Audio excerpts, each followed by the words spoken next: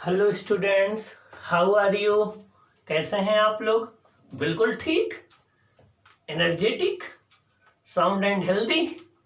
Okay, आपको daily अपना target fix करना है और उस टारगेट को डेली अचीव करके ही आपको रिलैक्स होना है, क्योंकि अब आपके पास ज़्यादा टाइम नहीं है। अगर आप अब भी केयरफुल नहीं हुए तो टाइम आपके हाथ से चला जाएगा, फिर आपको रेग्रेट के सिवा कुछ नहीं होगा। इसलिए अपने टाइम को नहीं किल करना है और आपको लगातार अपनी मंजिल के लिए, मीन्स बोर्ड प्रिपरेशन के लिए तैयार होते जाना है। जो हम आपको असाइनमेंट और क्लास प्रोवाइड करते हैं उस पर अच्छे से काम करना है। चलो स्टूडेंट्स, इसके प्रीवियस वाले क्लास में हमने एक पॉइंट चार्ज का इलेक्ट्रिक पोटेंशियल डिस्कस किया था कि पॉइंट चार्ज का इलेक्ट्रिक पोटेंशियल आया था 1/4πε0 Q/R वोल्ट। और आपने वहां ये भी देखा था कि वो पॉइंट चार्ज का पोटेंशियल पॉजिटिव भी हो सकता है, नेगेटिव भी हो सकता है, जीरो भी हो सकता है। वो इस बात पर डिपेंड करेगा कि चार्ज जिसका हम पोटेंशियल फाइंड आउट कर रहे हैं वो पॉजिटिव है, नेगेटिव है या जीरो है। आज हम डिस्कस करेंगे एक इलेक्ट्रिक डाइपोल के पोटेंशियल के विषय में। आज हम क्या डिस्कस करेंगे? किसी इलेक्ट्रिक डाइपोल के पोटेंशियल के विषय में। और डाइपोल में ये दो केस आएगा। एक हम डाइपोल का एक्सियल केस लेंगे जिसमें एक्सिस पर कोई पॉइंट लेंगे, उसका पोटेंशियल डिस्कस करेंगे। एक हम इक्वेटोरियल पोजीशन लेंगे और वहां पर इसका पोटेंशियल फाइंड आउट करेंगे। आप देखेंगे कि एक्सियल केस में तो इसका पोटेंशियल आएगा 1/4πε0 कि P/R² आएगा और इक्वेटोरियल केस में ये जीरो आएगा। तो ये रिजल्ट आज हम डेराइव करेंगे। ओके, इसके पहले आपने इलेक्ट्रिक डाइपोल की इलेक्ट्रिक फील्ड के विषय में डेरिवेशन देखा था, वो एक्सियल केस में, इक्वेटोरियल केस में। आज हम डाइपोल का डिस्कशन करेंगे और इसको आपको ध्यान से देखना है। ओके, चलो देखते हैं। सामने देखिए, हम देखिए ये आपका एक इलेक्ट्रिक डाइपोल है। क्या है ये? एक इलेक्ट्रिक डाइपोल है। ये देखिए माइनस क्यू चार्ज है, ये प्लस क्यू चार्ज है, ये माइनस क्यू चार्ज है, ये प्लस क्यू चार्ज है और ये डाइपोल की डाइपोल लेंथ 2a है। ये माइनस क्यू है, ये प्लस क्यू है, ये डाइपोल की डाइपोल लेंथ 2a है। इसका मिड पॉइंट O है, इसका मिड पॉइंट O है। O से हमें R डिस्टेंस पर एक पॉइंट P है, O से R डिस्टेंस पर एक पॉइंट P है। ये P पॉइंट ना एक्सियल केस में है ना इक्वेटोरियल केस में है, ये एक जनरल पॉइंट है। O से R डिस्टेंस पर एक पॉइंट P है। P का पोजीशन वेक्टर R है, P का पोजीशन वेक्टर R है और ये इलेक्ट्रिक डाइपोल मोमेंट की डायरेक्शन माइनस क्यू से प्लस क्यू होती है। इलेक्ट्रिक डाइपोल मोमेंट वेक्टर ये है, देखिए इस इलेक्ट्रिक डाइपोल मोमेंट से पोजीशन वेक्टर का जो एंगल है वो कितना है? थीटा है। इस इलेक्ट्रिक डाइपोल मोमेंट से पोजीशन वेक्टर का एंगल कितना है? थीटा है। कितना है? थीटा है। ये एंगल थीटा हो जाएगा तो ये टोटल एंगल 180 माइनस थीटा हो जाएगा। ये एंगल थीटा हो जाएगा तो ये 180 माइनस थीटा हो जाएगा। ये टोटल लेंथ 2a है तो ये लेंथ a हो जाएगी, ये लेंथ a हो जाएगी। अब हमें इस पॉइंट P पर इलेक्ट्रिक पोटेंशियल फाइंड आउट करना है। R यूनिट वेक्टर है जो कि पोजीशन वेक्टर R के डायरेक्शन में है। R यूनिट वेक्टर है जो कि पोजीशन वेक्टर R के डायरेक्शन में। ये यूनिट वेक्टर है तो इसका मैग्नीट्यूड 1 होगा, इसका मैग्नीट्यूड 1 होगा। हमें इस पॉइंट P पर पोटेंशियल फाइंड आउट करना है। P पर हमें पोटेंशियल फाइंड आउट करना है। तो देखिए ये इलेक्ट्रिक डाइपोल 2 चार्जेस से मिलकर बना है। कितने चार्जेस से? 2 चार्जेस से मिलकर बना है। एक माइनस क्यू, एक प्लस क्यू, एक माइनस क्यू, एक प्लस क्यू। तो जब भी हम किसी सिस्टम ऑफ चार्जेस का पोटेंशियल निकालते हैं तो उसमें जितने चार्ज होते हैं सबकी वजह से हमें पोटेंशियल निकालना होता है। तो यहाँ पर प्लस क्यू चार्ज है, इसकी वजह से भी पी पॉइंट पर पोटेंशियल होगा। यहाँ माइनस क्यू चार्ज है, इसकी वजह से भी यहाँ पर पोटेंशियल होगा पी पॉइंट पर। तो दोनों जगह पर जो है वो पोटेंशियल आपका होगा, यहाँ प्लस क्यू की वजह से, यहाँ माइनस क्यू की वजह से। और पोटेंशियल एक स्केलर क्वांटिटी है, तो जब भी पोटेंशियल फाइंड आउट करेंगे चार्ज को विद साइन पुट करेंगे। ओके, अब देखिए हमने यहाँ प्लस क्यू से इस पॉइंट की डिस्टेंस R1 कंसीडर कर ली, पॉइंट P की डिस्टेंस इस माइनस क्यू से R2 कंसीडर कर ली, पॉइंट P की डिस्टेंस यहाँ माइनस क्यू से R2 कंसीडर कर ली। मतलब क्या हुआ, माइनस क्यू से R2 डिस्टेंस पर पॉइंट P है और प्लस क्यू से R1 डिस्टेंस पर पॉइंट P है। पॉइंट P वो पॉइंट है जहां पर हमें इस डाइपोल का पोटेंशियल फाइंड आउट करना है। तो ये डाइपोल 2 चार्ज से मिलकर बना हुआ है, माइनस क्यू और प्लस क्यू। अगर हम पॉइंट P पर इन दोनों चार्जेस की वजह से पोटेंशियल फाइंड आउट कर लें तो जो और उसका अलजेब्राइक सम लें तो वो टोटल पोटेंशियल आ जाएगा। और हमें ये बात पता है कि अगर एक आपका पॉइंट चार्ज Q हो, इससे R डिस्टेंस पर एक पॉइंट P हो, तो कल प्रीवियस क्लास में हमने डिराइव किया था कि यहाँ P पॉइंट पर पोटेंशियल होता है V equal to KQ/R volt. हमें पता है कि ये अगर पॉइंट चार्ज Q हो, इससे R डिस्टेंस पर एक पॉइंट P हो, तो यहाँ P पर जो पोटेंशियल होता है V equal to KQ/R volt होता है। यहाँ P पॉइंट पर potential V equal to KQ/R volt होता है। ये पॉइंट चार्ज का पोटेंशियल है। तो इस पॉइंट चार्ज के फॉर्मूले को हम यहाँ पर अप्लाई करने जा रहे हैं।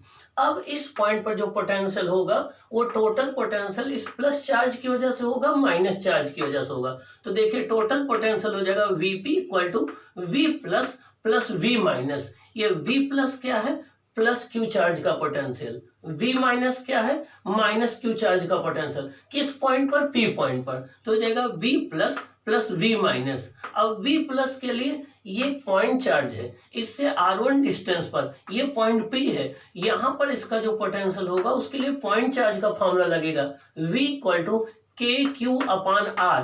तो Q के प्लेस पर क्या है, यहाँ पर प्लस Q है, R की जगह पे क्या है R1। तो इसका पोटेंशियल, इस प्लस Q का पोटेंशियल हो जाएगा K प्लस Q/R1।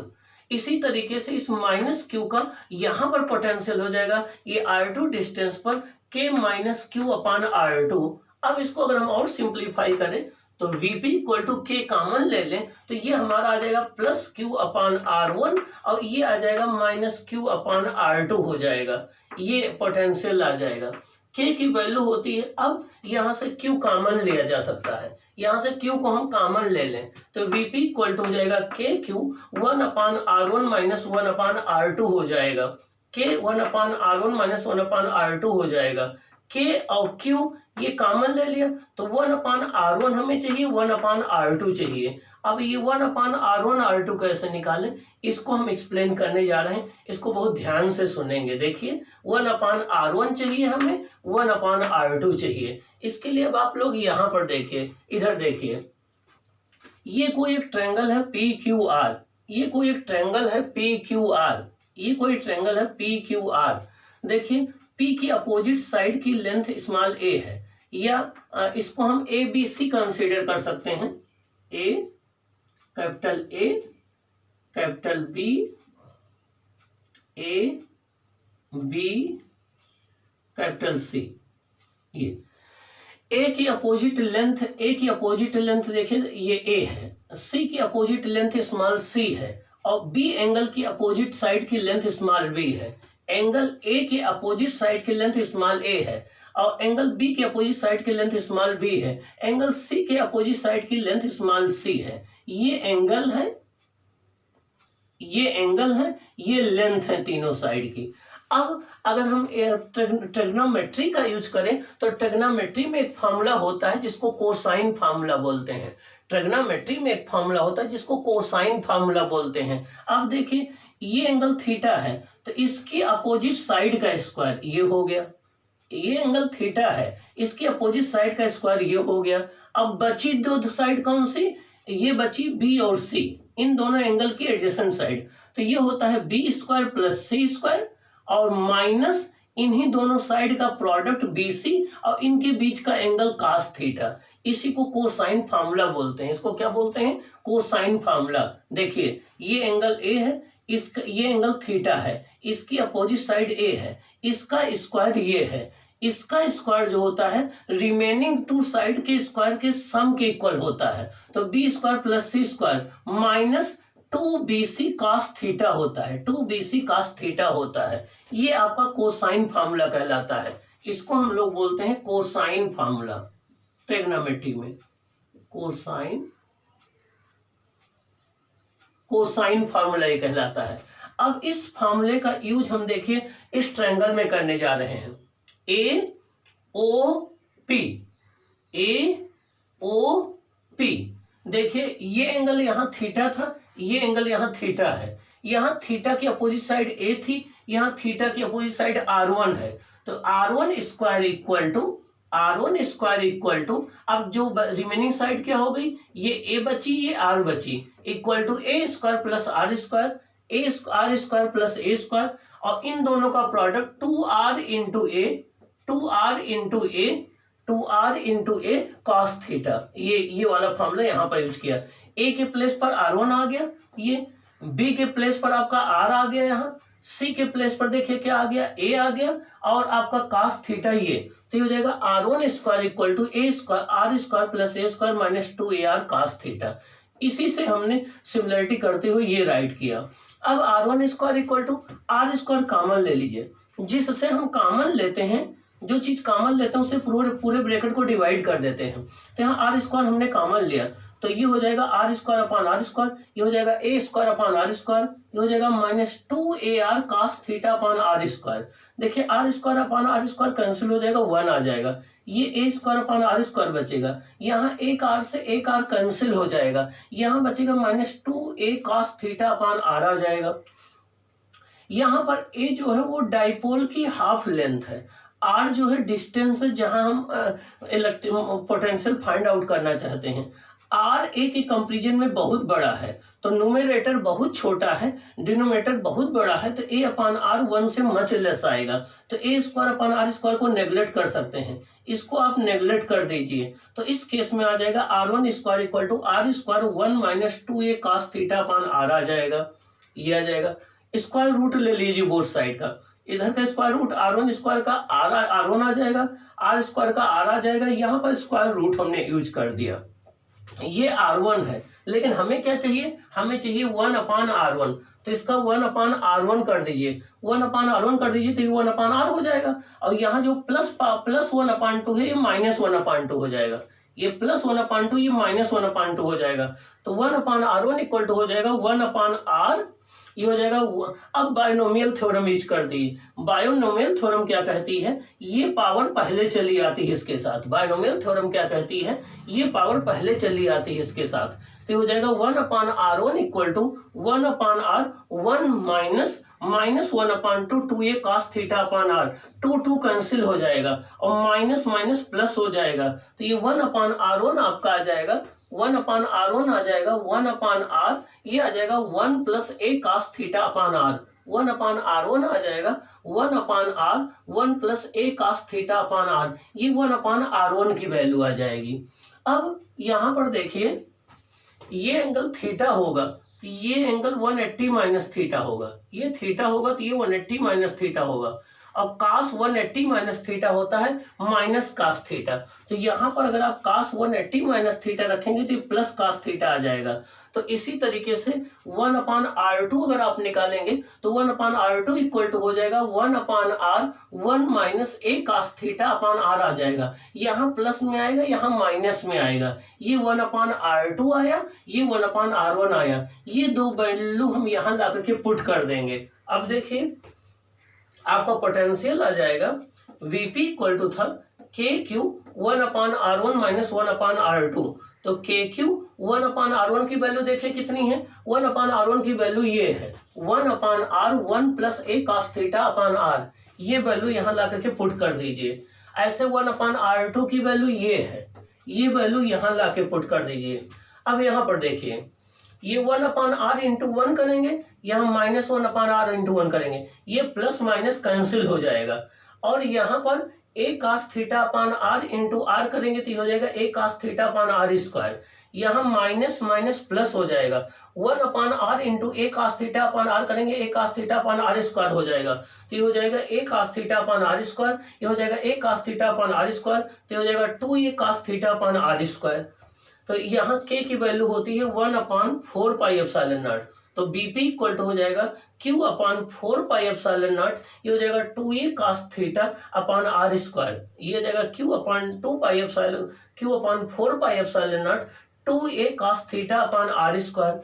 अब देखो हम इन दोनों टर्म को एक साथ ले लें, q इंटू 2a को एक साथ ले लें तो हो जाएगा q इंटू 2a और into cos theta, q into 2a into cos theta, तो हो जाएगा q into 2a cos theta upon 4πε0 into r square हो जाएगा। q इंटू 2a को बोलते हैं इलेक्ट्रिक डाइपोल मोमेंट, इसको p राइट कर सकते हैं। तो ये हो जाएगा 1/4πε0 q इंटू 2a, ये क्या हो जाएगा p cos theta upon r square. तो ये हो जाएगा 1/4πε0 p cos theta upon r square. लेकिन हमको पता है कि अगर a डॉट b करते हैं तो होता है mod a mod b cos theta. तो अगर p डॉट r करें, देखिए p क्या है, इलेक्ट्रिक डाइपोल मोमेंट है, r क्या है, यूनिट वेक्टर है, p क्या है, इलेक्ट्रिक डाइपोल मोमेंट है, r क्या है, यूनिट वेक्टर है। तो p dot unit vector r करेंगे तो हो जाएगा mod p mod r cos theta, mod r unit vector 1 हो जाएगा तो हो जाएगा p cos थीटा। तो जहां p cos थीटा हो वहां p डॉट r लिख सकते हैं, तो हो जाएगा vp equal to 1/4πε0 vector p dot r unit vector upon r square, या p dot r p cos theta है तो vp इक्वल टू हो जाएगा 1/4πε0 p cos theta upon r square. ये आ जाएगा इलेक्ट्रिक डाइपोल का पोटेंशियल का एक जनरल फार्मूला। क्या जनरल फार्मूला? ये ना इक्वेटोरियल के केस में है ना ये एक्सियल के केस में है, ये जनरल फार्मूला है। क्या है? जनरल फार्मूला है। तो चाहे आप बीपी इक्वल टू इसको 1/4πε0 p cos theta upon r square लिखिए, या v p equal to 1/4πε0 vector p dot unit vector r upon r square लिखिए, ये दोनों बातें एक ही है, चाहे जो लिखिए। अब ये जनरल फार्मूला है। अब इसका हम स्पेशल केस देखेंगे। देखिए, हमें प्रूव करना था टू प्रूव में VR इक्वल टू 1/, VR का मतलब हो गया कि R पॉइंट पर हम निकाल रहे हैं, VR का मतलब हो गया कि R पॉइंट पर निकाल रहे हैं। 1/4πε0 P dot unit vector R upon R square equal to 1/4πε0 P cos theta upon R square आया।